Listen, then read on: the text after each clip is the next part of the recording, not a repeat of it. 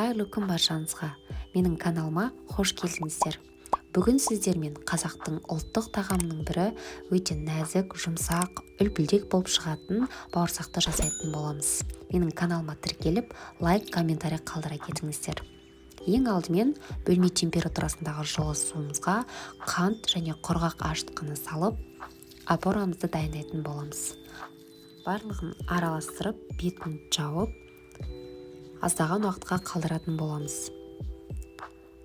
Көтеріліп дайын болған уақытта енді қамырымызды дайындайтын боламыз.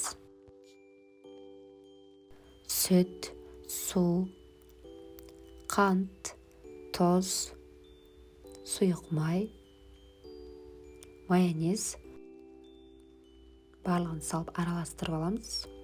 Және опорамызды, дайын болған опорамызды қосып аламыз. Енді осының үстіне ұнымызды 2-3 бөлікке бөліп қосып алатын боламыз.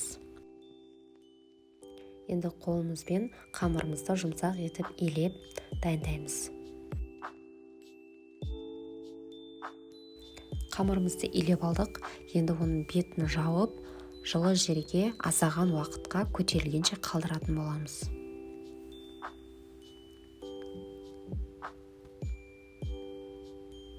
Енді дайын болған қамырымызды аздап ұн сеуіп, қамырымызды жайып алатын боламыз. Менде осындай үлкен бір зуала шықты. Мен азайтып жасаған болатынмын. Толық рецепті описание бөліміне қалдырамын. 2 килограммдай шығатын бауырсақтың рецептін қалдыратын боламын. Сосын көбейтіп те, азайтып та жасай береміз. Қамырымызды қалың да етпей, жұқа да етпей, орташа қалыңдықта жайып аламыз.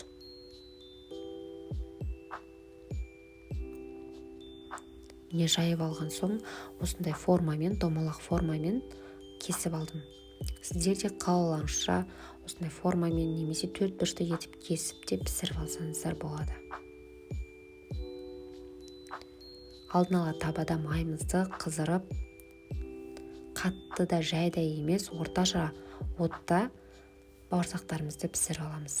Міне осындай алтын түстес, үлпілдек бауырсақтарымыз шығады.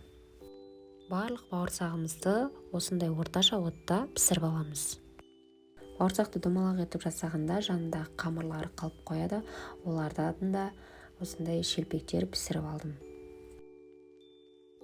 Міндетті түрде осы рецептпен жасап көріңіздер, өте нәзік, үлпілдек болып шығары сөзсіз. Достар, менің каналыма тіркеліп, лайк басып, комментарий қалдыра кетіңіздер.